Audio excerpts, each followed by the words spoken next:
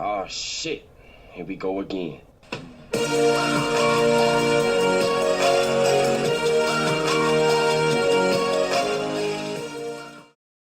Hello everyone.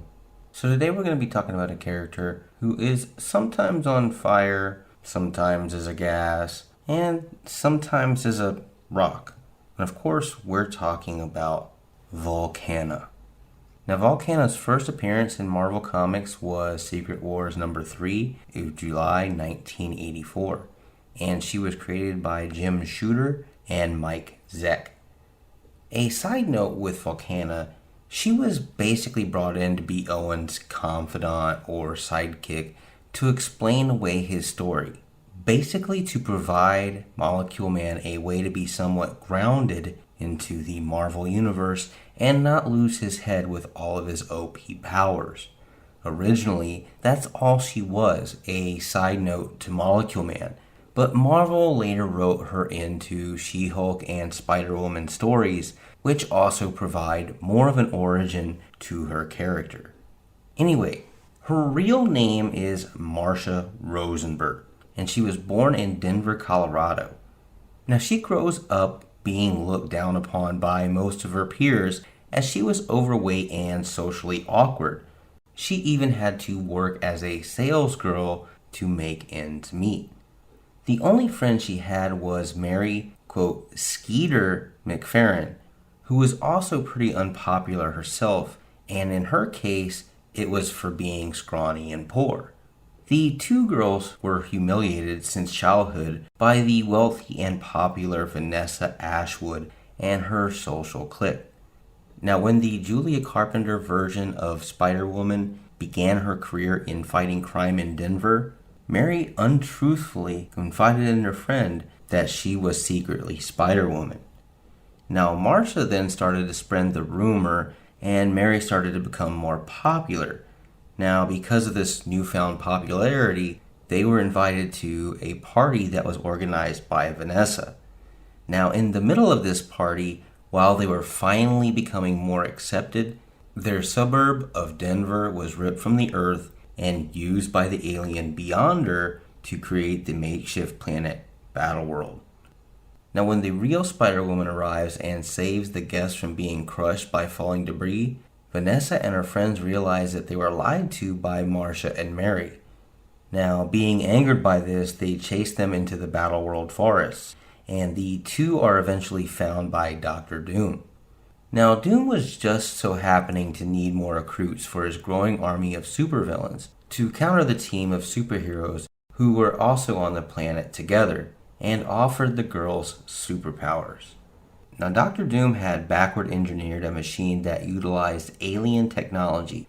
With that technology and the energies of an alien storm, Dr. Doom was able to genetically alter both women to grant them superhuman powers. Being able to transform into living lava like plasma, Doom names Marsha Volcana, while Mary became the insanely strong Titana. During the battle against the superhero faction, Volcana would fight She-Hulk and even win the match. Now, during the first Secret War series, she develops a love interest with the timid but wildly powerful Molecule Man, otherwise known as Owen Reese. The Molecule Man, who, like her, was socially awkward, and for whatever reason, she becomes very protective of him. As an example, while Reese was seriously injured in a battle with the X-Men, Marsha foolishly made a deal with the Enchantress to be transported by Reese's side, in return for whatever she wanted later on. After some time on the planet, the Molecule Man decided to take the fragment of Denver back to Earth.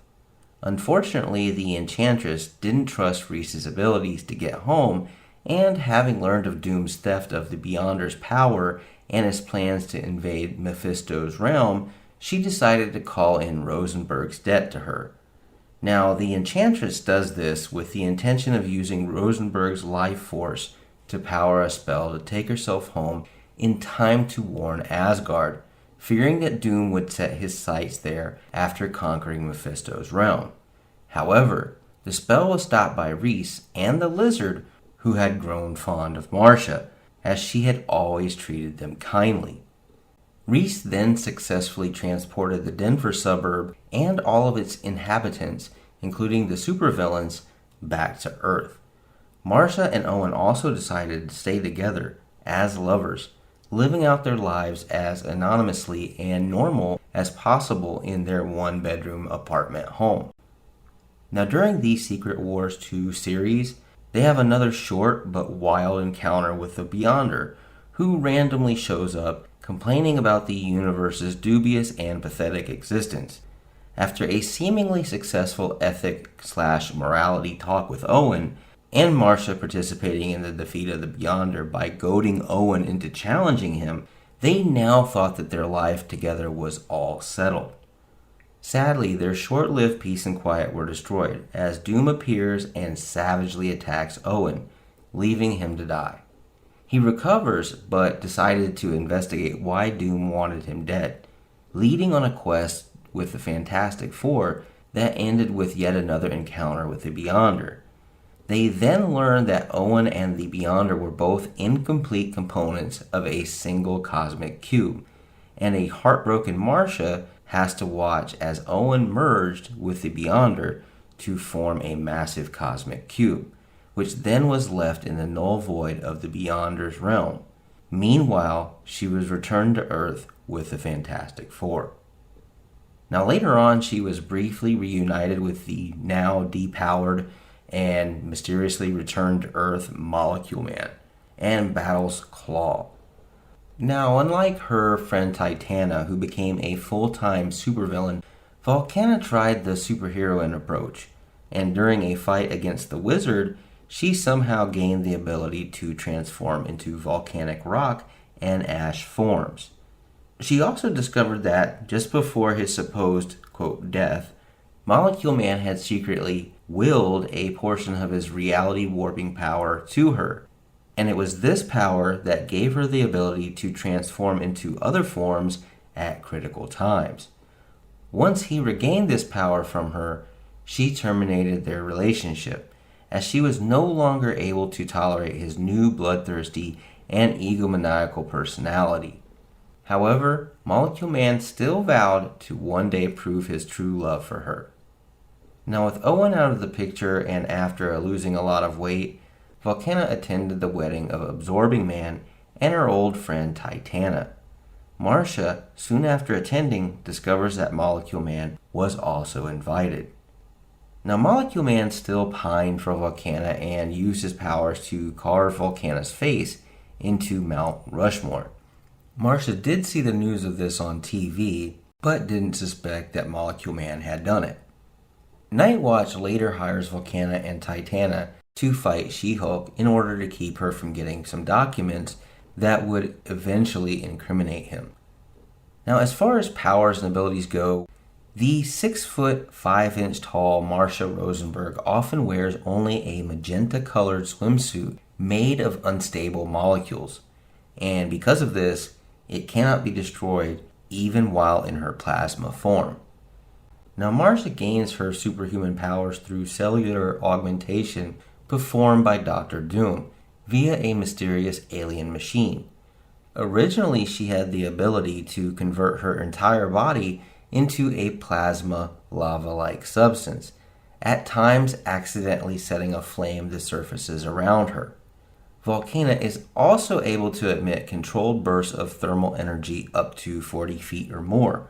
Hardly anyone or anything can even touch her, and she can also turn this ability on and off at her leisure.